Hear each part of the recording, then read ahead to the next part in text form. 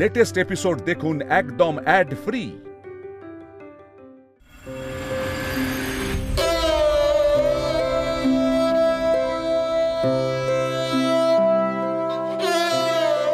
কি বলার আছে বলো। আজ আশীর্বাদ সাজগোজ করুন। আশীর্বাদ হচ্ছে না নাকি? তুমি কি এইটা বলতে এসেছো? না, কৌতূহল তো হয়, সেটাই মেটাচ্ছিলাম। বিয়ের পর কোথায় যাবে কিছু ঠিক হলো? কুশল কিছু বলেছে? এটা জানাটা কি তোমার খুব জরুরি? না, জাস্ট কৌতূহল। কৌতূহলটা তোমার একটু বেশি বেড়ে যাচ্ছে না এবার? আমি নিজের বিষয়ে কাউকে কোনো কৈফিয়ত দিই না, স্পেশালি এমন একটা মানুষকে যে কিনা আমাকে নিজের জীবন থেকে ছুঁড়ে ফেলে দিয়েছে, আর এতটা দূরে ছুঁড়ে ফেলে দিয়েছে যে আমি একটা ফাঁকা জায়গায় গিয়ে মুখ থুবড়ে পড়েছি।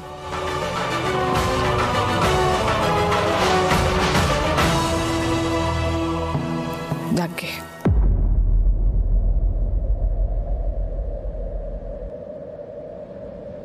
শাশুমা তোমাকে আজকের দিনে কেন এখানে পাঠিয়েছে সেটা বলো। আমি তোমার ভালোর জন্য এই কাজ করেছিলাম রঞ্জা।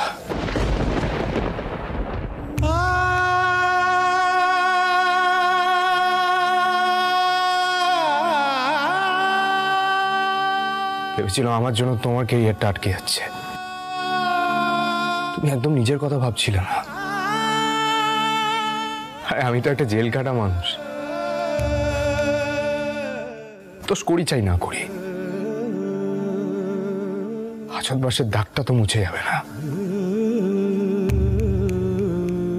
শাস্ত্রীয় সঙ্গীতের জগতে না আমার মতো মানুষের কোনো জায়গা নেই। আর তুমি সেই আমার জন্য নিজেকে শাস্ত্রীয় সঙ্গীতের জগৎ থেকে ক্রমশ সরিয়ে নিচ্ছিলে। তাই ভাবলাম আমি তোমার জীবন থেকে সরে গেলে তুমি ভালো থাকবে।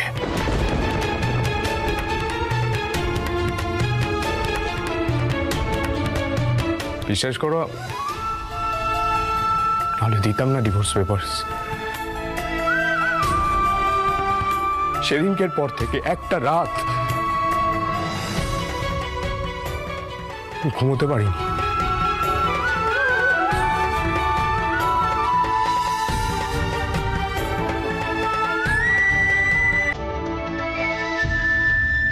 তুমি এই সাফাইটা এখন আমাকে কেন দিচ্ছ?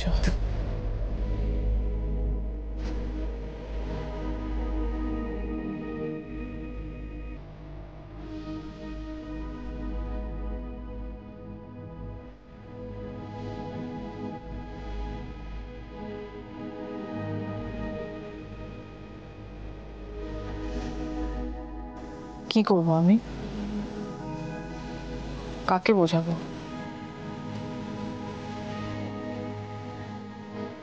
এই কথাটা পিলু আমাকে আগেই জানিয়েছিল।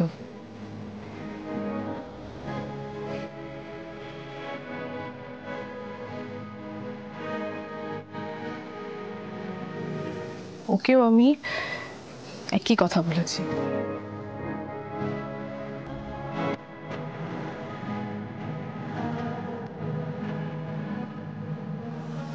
তোমার এই কাণ্ডে সব থেকে বেশি আঘাত লেগেছে বাবার সম্মানে।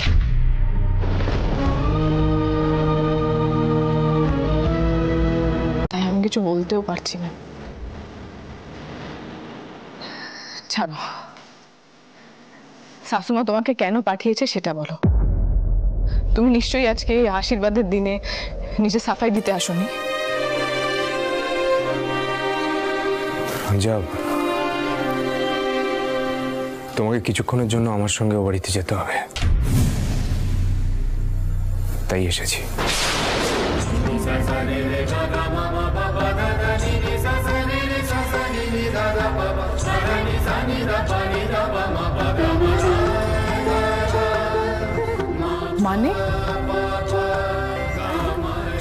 কি বলছো সেটা তুমি জানো? বললাম তো, তোমাকে আমার সঙ্গে কিছুক্ষণের জন্য ও বাড়িতে যেতে হবে লক্ষ্মী পুজোয়। গুরুদেব এসেছেন, বলছেন দুই বউ মানে পিলু আর তুমি দুজনকে একসঙ্গে লক্ষ্মী পুজো করতে হবে আজ।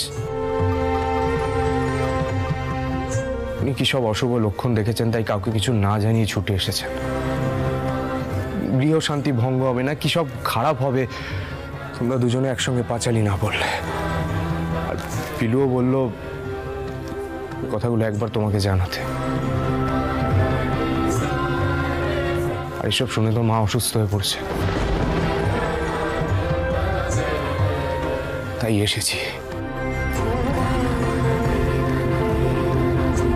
শাশুমা, কি হয়েছে শাশুমার? মায়ের মাথাটা ঘুরে গেছে, বোধহয় প্রেশার ফল করেছে, জানি না। জানো না? জানো না মানেটা কি? ছেলে হয়ে নিজের মায়ের খেয়াল রাখতে পারো না? এতটা দায়িত্ব জ্ঞানহীন কি করে হতে পারো তুমি? একটু পাল্টালে না, ইররেসপন্সিবলের মতো আমার হাতে এসে ডিভোর্স পেপারটা ধরিয়ে দিলে আমার ভালোর জন্য, কিন্তু নিজের মায়ের কি হয়েছে সেটা তুমি জানো না। আরে ওই বাড়িতে আহির পিরু ছাড়া আর কেউ নেই শাশুমার খেয়াল রাখার জন্য।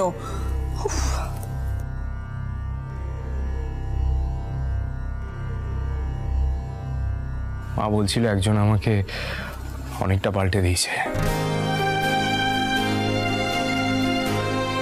মায়ের যখন মাথা ঘুরে যাচ্ছিল আমি ধরে বসেই ছিলাম, তখন বলছিল যে মার ছেলেকে এভাবে পাল্টে দিয়েছে, মার মতে সেই ঘরের লক্ষ্মী। সে যদি পাঁচালি না পড়ে, পুজোতে না থাকে, তাহলে লক্ষ্মী পুজোই হবে না। গুরুদেবও বলছিলেন এই বিয়ে নাকি ভাঙারই নয়।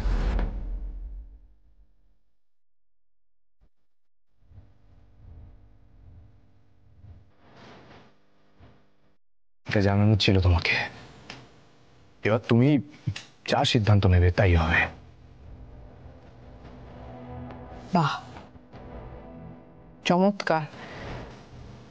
এখন আমার সিদ্ধান্তের উপর সবকিছু নির্ভর করছে, মানে সমস্ত দায় দায়িত্ব এখন আমার।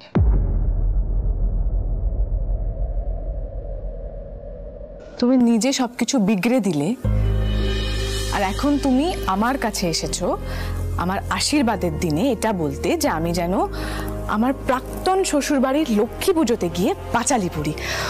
ওয়াও, এই এটা কি সিনেমা হচ্ছে কোনো? আমি বাবাকে গিয়ে কি বলবো? প্রাক্তন শ্বশুর বাড়িতে এখনো হয়নি?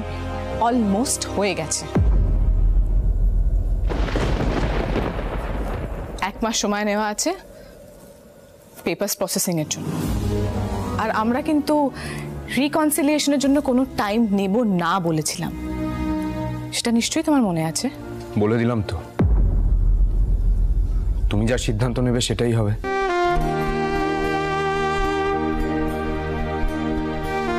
এত কথা বলার তো কিছু নেই। আমি জানি আমি যা বলছি সেটা বেশি দাবি করা হয়ে যাচ্ছে, কিন্তু সেটা মার দাবি।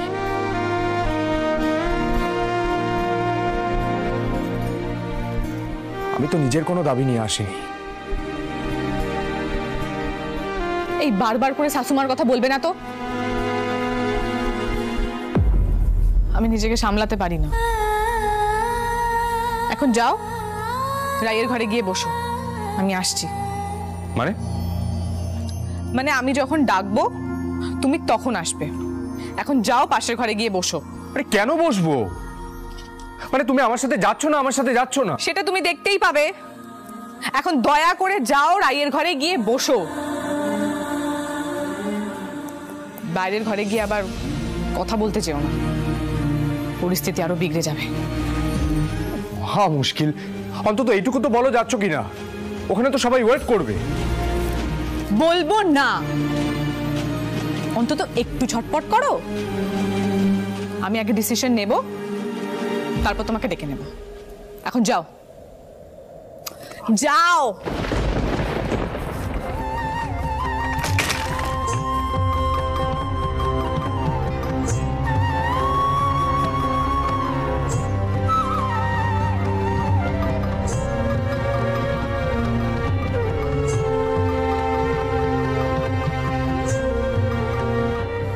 এত টানা পড়েন আমার জীবনে কেন আনলে ঠাকুর? না পারছি বাবাকে অবজ্ঞা করতে, আর না পারছি শাশুমার কথাটা ফেলে দিতে। বাবাকে আমি কি বলবো, কি করে বলবো যে আমি ওই বাড়িতে যাব? কুশলকেই বা কি বলবো? তো আমার ভালোর জন্যই। না, এই মল্লার বসু মল্লিক যেদিন থেকে আমার জীবনে এসেছে এক মুহূর্তের জন্য আমাকে শান্তি দেয়নি, এক মুহূর্তের জন্য নয়।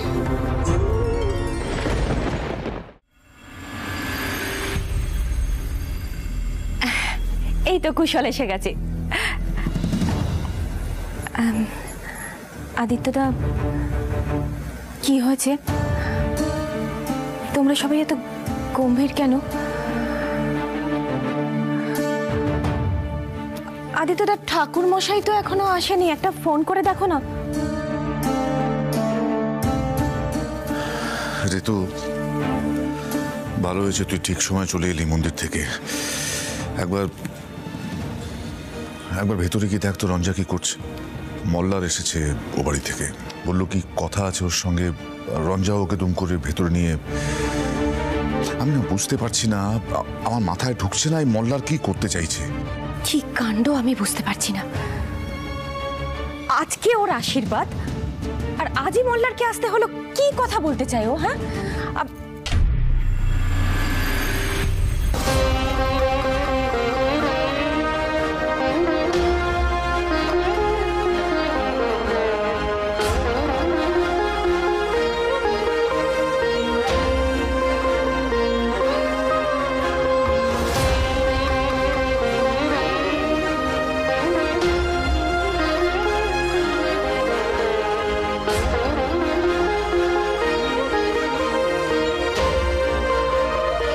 কি ব্যাপারে রঞ্জা?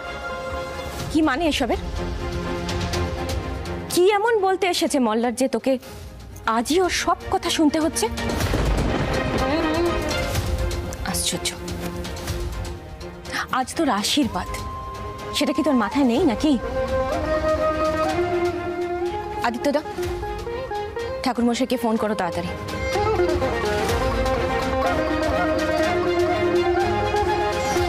ছোট মা,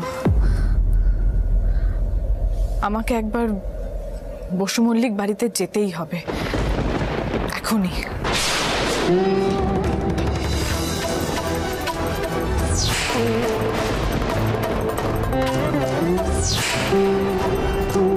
মানে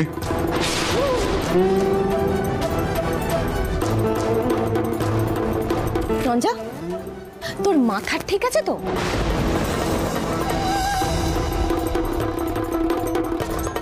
ছোট মা, শাশুমা অসুস্থ হয়ে পড়েছেন, আর আজ ও বাড়িতে লক্ষ্মী পুজো। আমাকে আর পিলুকে একসঙ্গে লক্ষ্মী পুজো করতে হবে। ও বাড়িতে গুরুদেব এসেছেন, উনি বলেছেন এসব কথা, তাই শাশুমা মল্লারকে পাঠিয়েছে। ছোট মা, আমাকে ও বাড়িতে যেতেই হবে। এসবের মানে কি বলতে পারিস রঞ্জা? হ্যাঁ,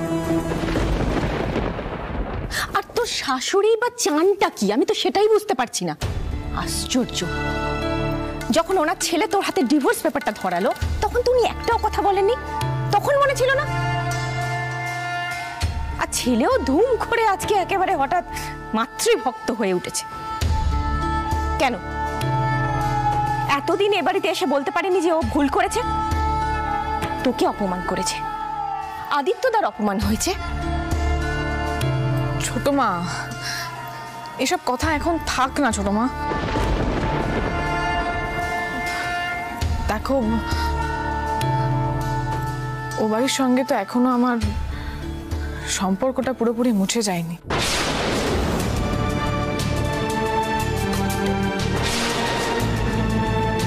আর আমি তো বলেছিলাম যে আমি আমার সমস্ত কর্তব্য পালন করব। শাশুমাকে এই কদিনে আমি খুব ভালোবেসে ফেলেছি।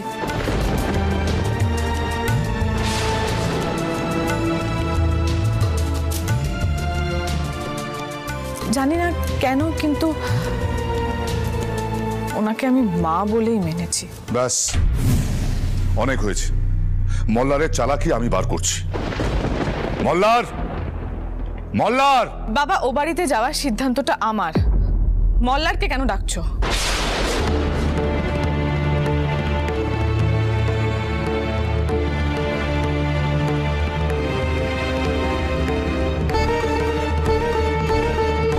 ডাকতে তো হবেই রঞ্জা, কারণ মল্লার শেষ মুহূর্তে বুঝতে পেরেছে যে সব প্রপার্টি, সব সম্পত্তি তোমার নামে। মানে এই মুহূর্তে যেটা বসু মল্লিক বাড়ি, তার 50% তোমার নামে। সেটা মল্লারেরও হতে পারে যদি বিয়েটা না ভাঙে, আর সেটা এখন রিয়েলাইজ করেছে। কুশল,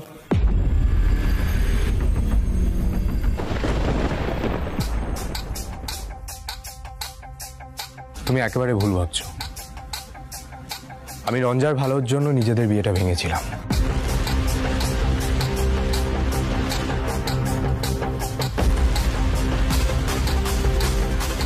আর সম্পত্তি অনেক আগেই ফিরিয়ে দিতে চেয়েছিলাম। এসব ভালো মানুষই দেখাতে এসো না মল্লার। আচ্ছা, আমার একটা কথা বলো তো, হঠাৎ করে আজই তোমার মায়ের শরীর খারাপ হলো, আর আজই গুরুদেব কিসব ভবিষ্যৎবাণী করে দিলেন, আর তোমার মা তোমাকে পাঠিয়ে দিলেন রঞ্জাকে নিয়ে যেতে।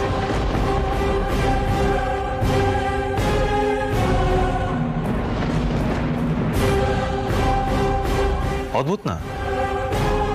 এসব পুরোটাই হচ্ছে প্রি প্ল্যান্ড, এভরিথিং।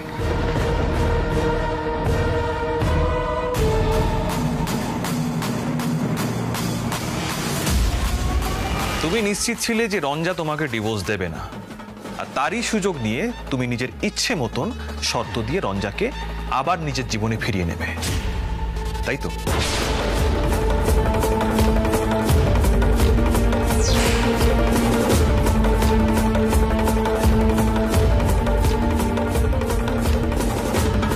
কিন্তু আমি এসে সবটা কেমন যেন এলোমেলো হয়ে গেল। ঠিক বলছি না মল্লার?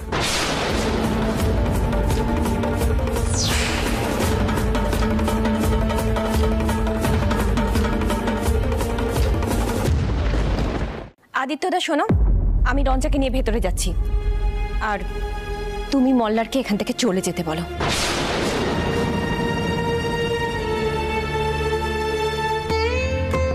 এই রঞ্জা, চল আমার সঙ্গে ভেতরে চল।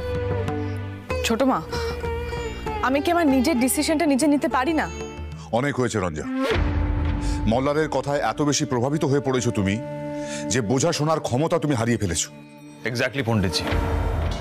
যে ছেলেটা গোড়া থেকে রঞ্জার ক্ষতি ছাড়া কিছু করেনি, সে হঠাৎ করে এসে মায়ের অসুস্থতার দোহাই দিয়ে আশীর্বাদের দিন রঞ্জাকে নিয়ে যেতে চাইছে, আর রঞ্জা তাতে রাজিও হয়ে যাচ্ছে। রঞ্জা, তুমি নিজের মধ্যে নেই। পণ্ডিতজি যখন ভরসা করে তোমার দায়িত্ব আমার উপর দিয়েছেন, তখন এর উত্তরটা আমি মল্লারকে দেব। শোনো মল্লার, রঞ্জা আমার বাগদত্তা স্ত্রী।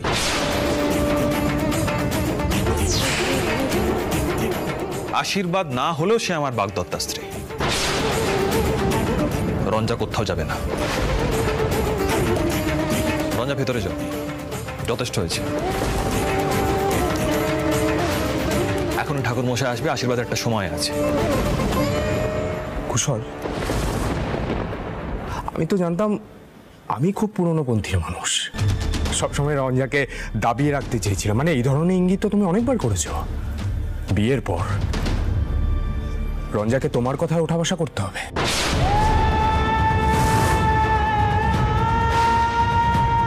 মানে ধরো রঞ্জা যদি সেতার বাজাতে না চায়, ওকে সেই কাজটাই করতে হবে, কারণ ওর হাজবেন্ড সেটা চায়।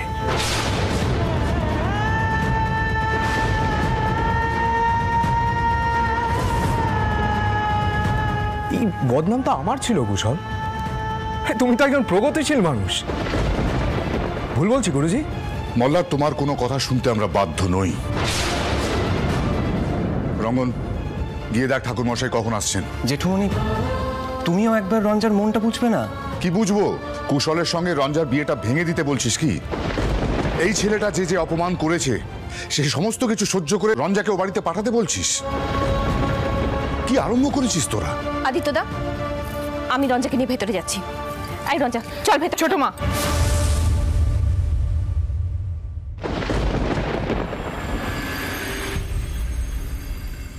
ছোট মা, আমাকে যেতেই হবে।